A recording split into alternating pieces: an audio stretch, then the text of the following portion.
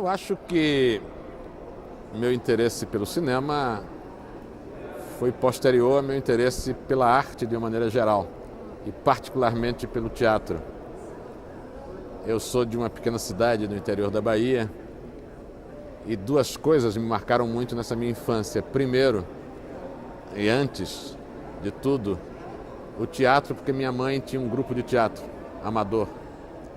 Meu avô era ator amador também, então desde muita tenra idade eu estive metido com teatro. Terminou eu indo estudar teatro, etc. E o outro fenômeno, porque aquele era um fenômeno para a época que existia na minha cidadezinha, era um cinema. A minha cidade, Lençóis, na Chapada Diamantina Baiana, foi uma das primeiras cidades pequenas do interior do Brasil a ter energia elétrica. Porque, como é na montanha, muita água, e fizeram a usina elétrica de lá, só para a cidade. Então, antes mesmo que eu nascesse, na minha cidadezinha já tinha cinema. Então, essas duas coisas, o teatro da minha mãe e o cinema do meu primo, que era de um primo meu, que marcaram profundamente minha infância. Eu acho que foi essas duas circunstâncias que me acenderam para o cinema, para me interessar tanto pelo cinema. A produção começou muito cedo. Eu sou de uma geração, a geração dos anos 60, que começou a fazer suas coisas muito cedo. Eu comecei a ser jornalista profissional aos 17 anos de idade. Meus primeiros curta-metragens, como da maioria dos meus amigos, dos meus contemporâneos em Salvador, no início dos anos 60, começamos a fazer quando tínhamos 18 anos, 17 também. E eram produções próprias, a gente fazia com nossos próprios recursos, pegando dinheiro dos pais, das famílias, inventando cotas de produção. E aí, durante todos os anos 60 até 67, quando eu comecei a me meter com filmes longos, com longa-metragens, o que eu fiz foi documentários sobre a cultura da Bahia. São documentários sobre o carnaval, sobre a Guerra da Independência, sobre a arte baiana dos anos 60. São vários documentários relacionados sobre a cultura iorubá, relacionados com a cultura baiana dos anos 60. E a partir de 67, 68, eu me dedico mais ao longa-metragem, tanto como diretor, como basicamente como roteirista. Não, nem sempre os cineastas começam fazendo documentário, alguns já começam fazendo ficção e outros começam fazendo ensaios cinematográficos. Vários dos meus alunos, a primeira coisa que fez não foi nem documentário nem ficção, mas sim uma reflexão sobre o mundo ou sobre a vida, utilizando a expressão cinematográfica. E como eu também não creio que o curta-metragem deve estar restrito a uma de suas funções, que todo mundo fala muito disso, que o curta seria como um primeiro degrau, seria como um aprendizado, seria o primeiro passo para os cineastas fazerem filmes mais longos. Eu acho que isso é uma visão completamente equivocada do que seja o curta-metragem, que é um formato absolutamente nobre do cinema, como é nobre o formato do conto na literatura. Então eu acho que o curta-metragem, além de ter várias funções, como introduzir as pessoas no cinema, como introduzir até espectadores para o cinema, mas tem a função artística e cultural em si do curta-metragem, que é a narrativa curta, né? Que existe na literatura, existe no cinema, existe na televisão, existe no teatro, existe até na dança. Ou seja, é um formato nobre das artes, as narrativas curtas. Minha relação com Cuba começou muito cedo, né? Começou com a vitória da Revolução Cubana em final de 59, e toda a moçada daquela época no Brasil, acho que do mundo inteiro, estava muito ligado na Revolução Cubana. Então a minha primeira relação com Cuba é essa. Minha segunda relação é Hemingway. Mas em 79 acontece o primeiro Festival Internacional do Cinema Latino-Americano em Havana, e exatamente nessa primeira edição, o filme que foi premiado foi Coronel Delmiro Gouveia, um filme do Geraldo Sarno que eu escrevi, ou seja, eu sou argumentista e roteirista do filme. E quando esse filme foi o primeiro vitorioso no festival, o festival me convidou, a mim e ao Geraldo, para que passássemos a frequentar os festivais, inicialmente como jurados, etc., porque tínhamos ganho um prêmio. E logo em seguida essa minha relação ficou cada vez mais íntima, digamos assim, e minha primeira atividade em Cuba foi fazer um filme, exatamente com Santiago Álvares, que eu considerava antes, continuei considerando, ainda considero hoje, como um dos documentaristas mais importantes da história do cinema. A minha relação com Cuba, de alguma maneira, passa muito pela minha relação especial com Santiago Álvares. Ele sempre se comportou, desde quando nos conhecemos, como se fosse meu irmão mais velho, como se ele cuidou de mim, digamos assim, em Cuba e também em outros lugares. Eu também tratei de cuidar um pouco dele. E um terceiro passo, digamos assim, ou seja, primeiro o festival, depois o trabalho com Santiago Álvares, fizemos várias coisas juntos pontuais, mas na verdade o que fizemos como um bom resultado foi um filme chamado Brás Cuba, um documentário longo que fizemos em 86, em que parte de um pressuposto muito interessante, ou seja, como é que dois países tão diferentes, tão diversos em inúmeros aspectos, economia, geografia, regime político, etc., são tão parecidos no que se refere à cultura, ou seja, ao procedimento cultural de ambos os povos, porque são parecidíssimos. Nesse filme, inclusive, a gente construiu, Santiago e eu, algumas sequências, algumas cenas em que o espectador não sabe se estamos em Cuba ou no Brasil. Só se dão conta disso quando a pessoa que está sendo filmada fala. Então, se dá conta. E uma terceira relação forte e eterna com Cuba é a Escola Internacional de Cinema e Televisão, que eu estou desde o início, ou seja, eu fui do grupo que trabalhou na organização, na fundação, que foi ao mesmo tempo a fundação da Escola de Cinema e da Fundação del Nuevo Cine Latino-Americano, que é uma das minhas atividades mais queridas e das quais eu tenho mais prazer e mais orgulho, que é ter trabalhado durante esses 20 anos com a Fundação do Novo Cinema Latino-Americano e com a Escola Internacional de Cinema e Televisão. A importância da Escola Internacional de Cinema e Televisão de San Antônio de Los Baños para o cinema latino-americano, eu acho que é enorme. Às vezes até não gosto muito de falar dessa maneira, porque vão dizer, elogio em boca própria, já que eu tenho tanta relação com essa escola. Mas a realidade nos diz isso, né? Não apenas no que se refere à produção mesmo. Hoje nós temos 30 longa-metragens de ex-alunos da escola, nós temos, 2.000 curta-metragens de ex-alunos da escola. Além disso, nossos ex-alunos estão em posições muito importantes, basicamente nas televisões de vários países latino-americanos e também na Espanha.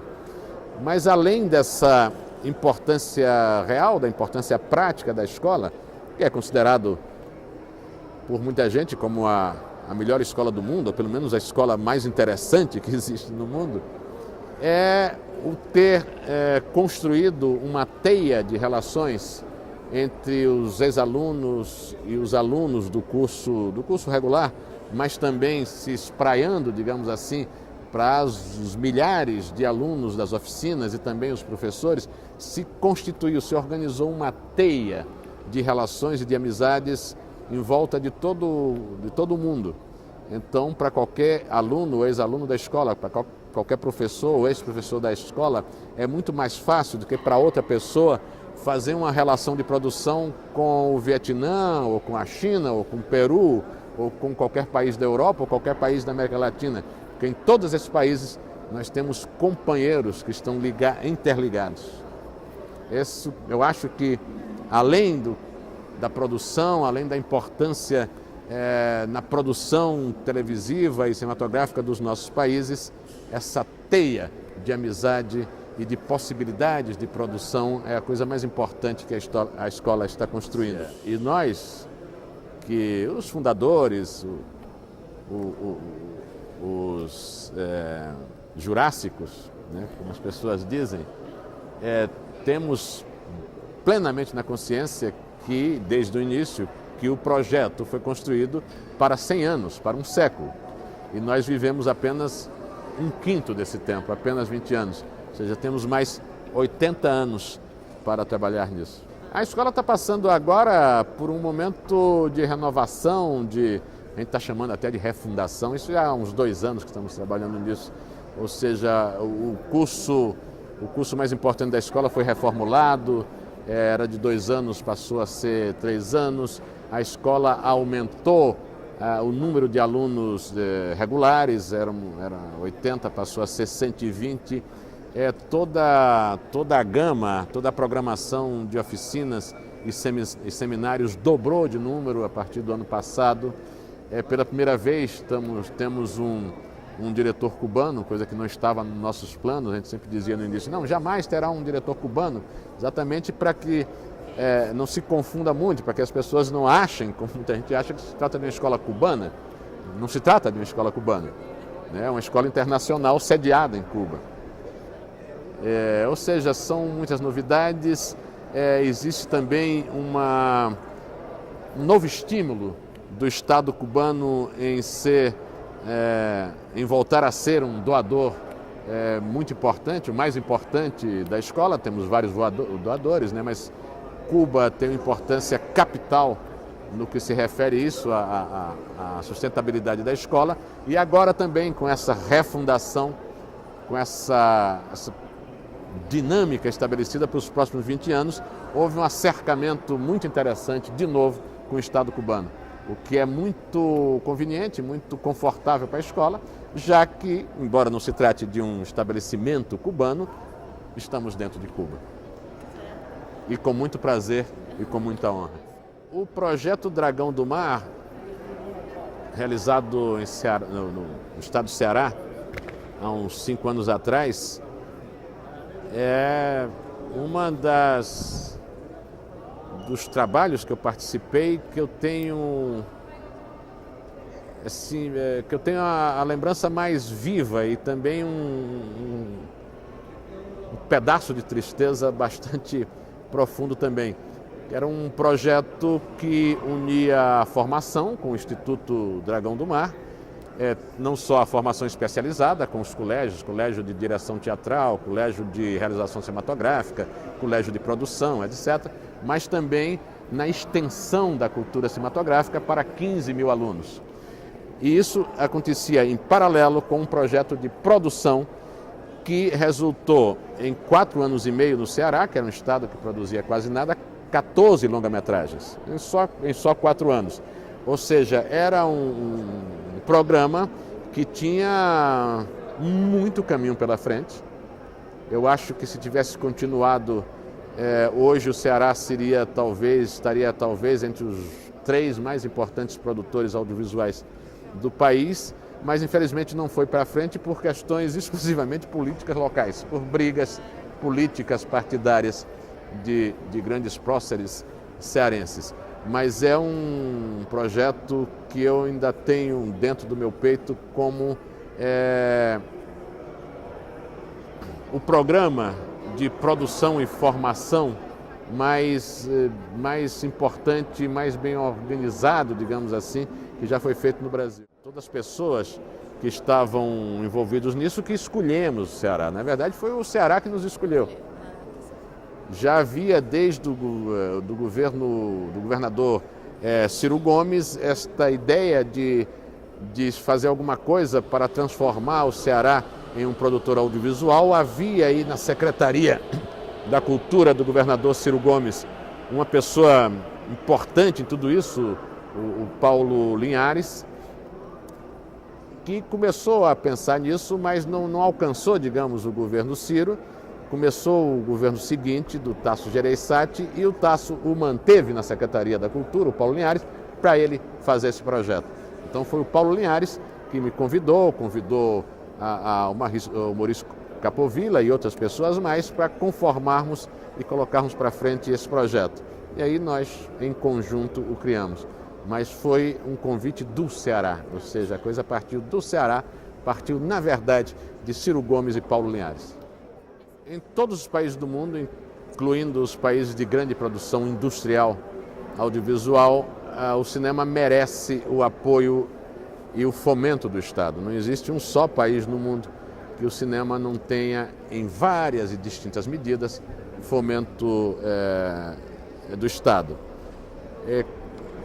Alguns mais, outros menos. A maioria dos nossos países, ou seja, dos países pobres e dos países ascendentes, como o Brasil, é praticamente total a dependência da atividade cinematográfica com relação ao Estado. No Brasil acontece a mesma coisa.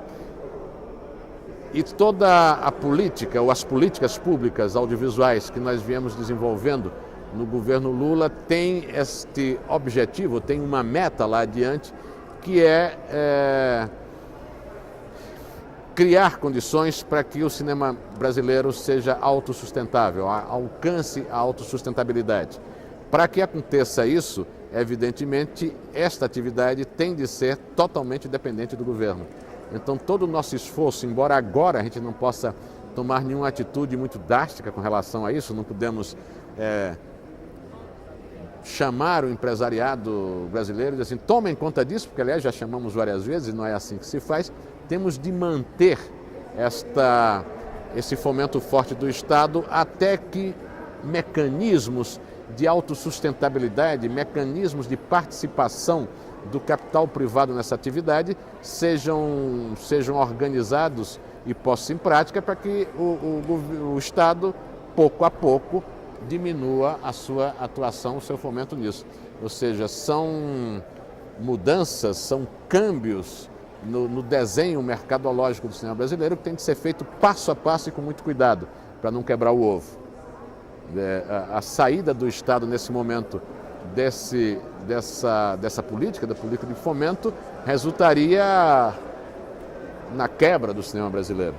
Mas temos de trabalhar no sentido de que essa presença do Estado diminua, que aumente a presença da iniciativa privada para que o cinema brasileiro possa ter uma senda de autossustentabilidade, porque só assim é possível.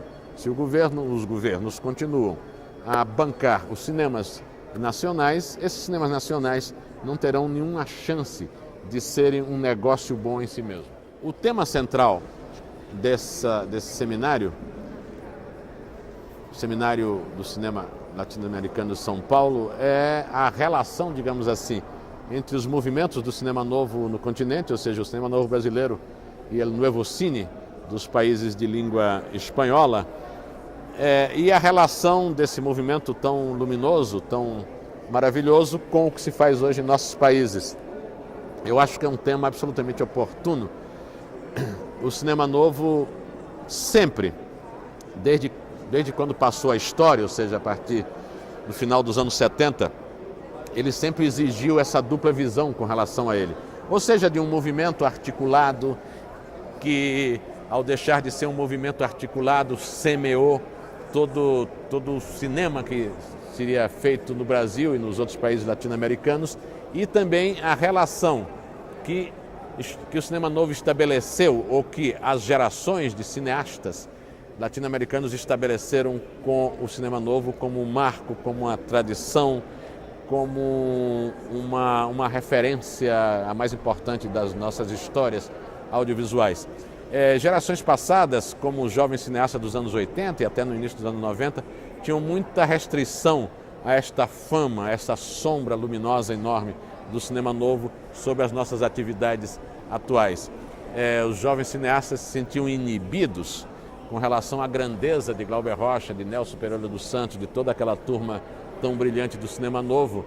Inclusive houve até campanhas de dizer, vamos esquecer Glauber Rocha, senão a gente não faz nada. Senão vamos ficar sempre sufocados por essa presença gigantesca, etc. A relação hoje das jovens cinematografias, dos jovens cineastas, é completamente diferente.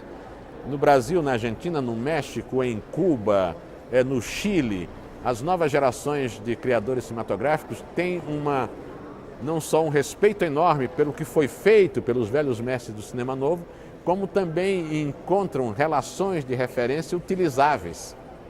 Ou seja, não é algo do passado, é algo que tem importância no conjunto geral da inspiração, no conjunto geral do leque temático, do leque estético que hoje os cinemas latino-americanos estão montando. E é bom também ter em mente, ter em conta que desde o cinema novo, nosso continente não vivencia a presença de uma geração de cineastas tão forte e tão brilhante.